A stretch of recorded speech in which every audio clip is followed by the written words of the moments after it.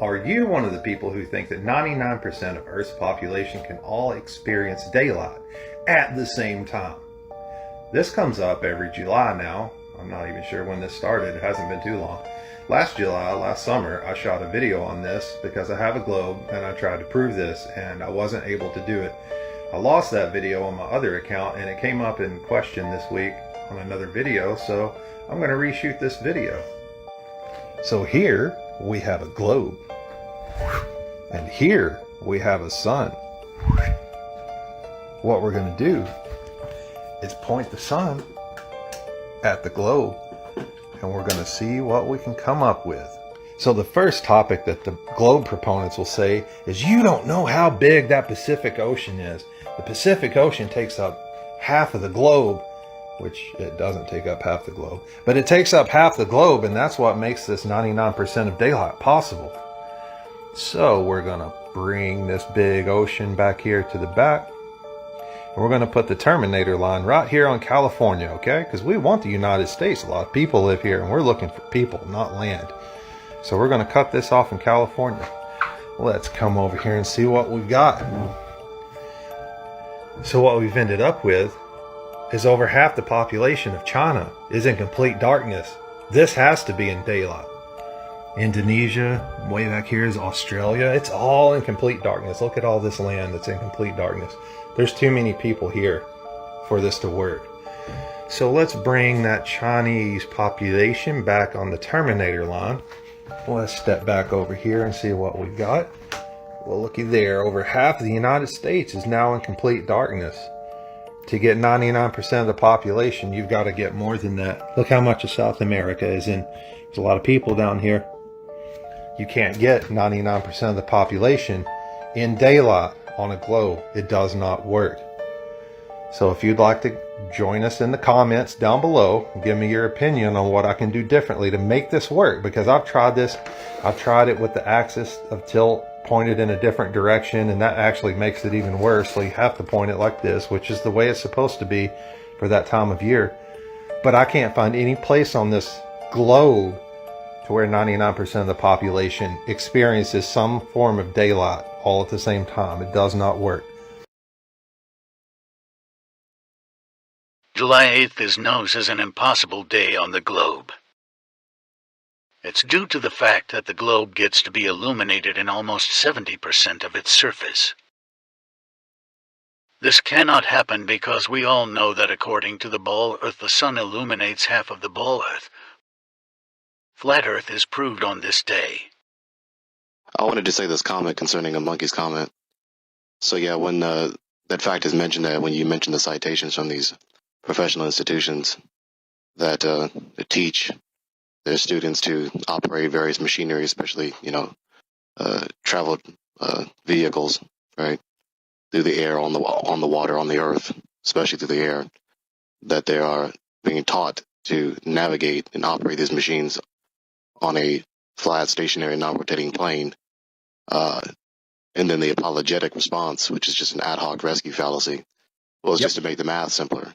Well, that's a digression from the point. Furthermore, you're insinuating that that premise is false within the curriculum that these students are receiving.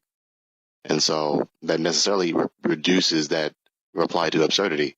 You're telling me these professional institutions are teaching their students to operate this machinery with their lives and the lives of others in their hands in a cosmological paradigm that isn't real? Well, I just wanted to show you this stuff because you can go look it up by yourself. Okay, you can go look it up by this number. This is public information. Here's more. But I will direct your attention to here. Okay? And I will direct your attention to here as well. Here's another one.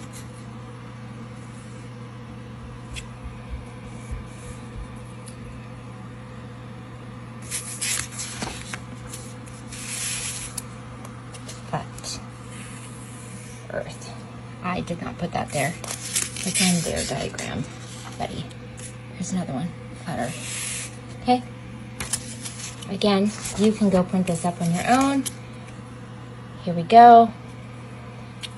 stop being lazy. The information is available. Now, I only printed up the pages that I needed because this comes up. Each file has hundreds of pages. Okay?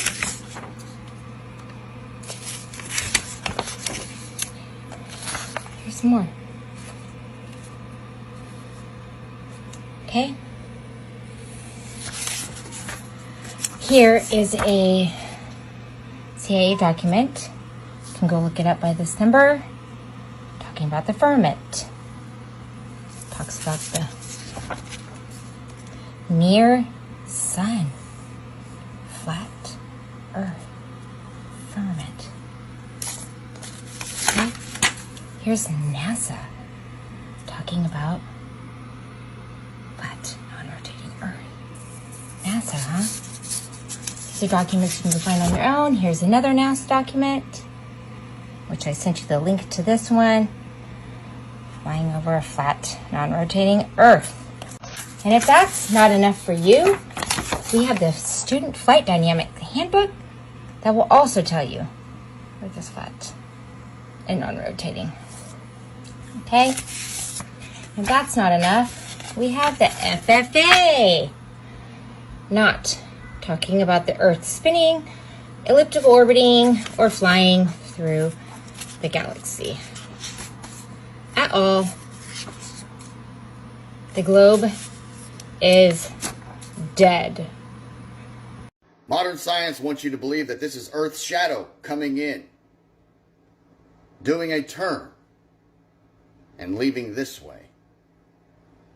But ancient Hindu cosmology talks about Rahu and Ketu, which aren't actually planets, but balls of energy that interfere with celestial bodies as they pass over them, which actually sounds a lot like dark celestial bodies in modern science, or black holes, or dark matter. In Hindu cosmology, Rahu and Ketu is what causes our lunar and solar eclipses, which the story sounds a lot like the mystery of dark bodies we have today. I found this article on dark stars, which have similar properties of black holes. You can't actually see the star, but you can see when it passes over light. But this makes me think they know exactly what these dark stars are, as you see, acting like a stellar youth serum. What's crazy is Rahu and Ketu came from this entity who got cut in half after taking some Amrita and becoming immortal, and then became Rahu and Ketu. Amrita is an elixir, a potion, a youth serum. And look what I found in this article of the dark stars. Read this. Acting like a stellar youth serum. So do they know what's going on? Is the study of dark celestial bodies and dark matter really the study of Rahu and Ketu? I've watched Globers try to steelman the Selenilian eclipse, which is called the impossible eclipse because it's when the sun and the moon both are above Earth's horizon. They try to say that really the sun is down here, but it just looks like it's up here like a mirage. But how is an illusion casting light onto the Earth? I don't know. This is their explanation. Or this is their explanation. They say that you're actually 5,000 feet tall and you can really see. Look, if the Earth and Moon are just above Earth's horizon, there's no way to cast a shadow onto the Moon. I want to thank Angel of Light for the awesome lunar eclipse footage, and thank David Shane for showing me who Rahu and Ketu was. It set me on this path, finding all these links. Wow. Flat Earth is dumb, right? Then why does the mainstream media have to lie about what we say it is? I can tell you right now, not a single flat earther believes that. That's just as absurd as the globe model. On top of that, why does Congress admit to censoring flat Earth?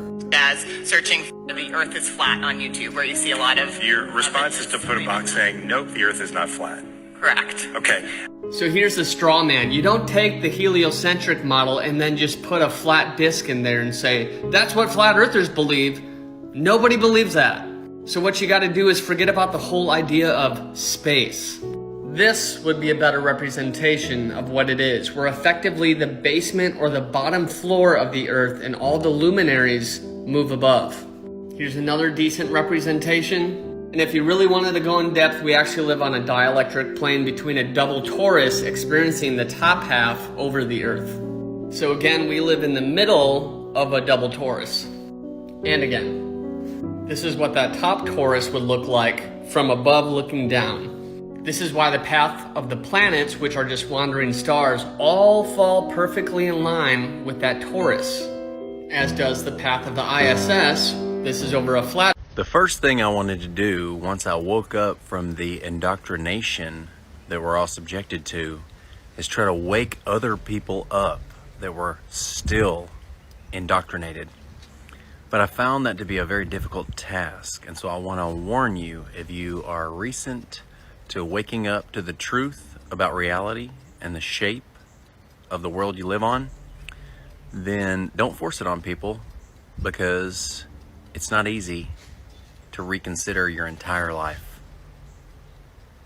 Some people can't do it.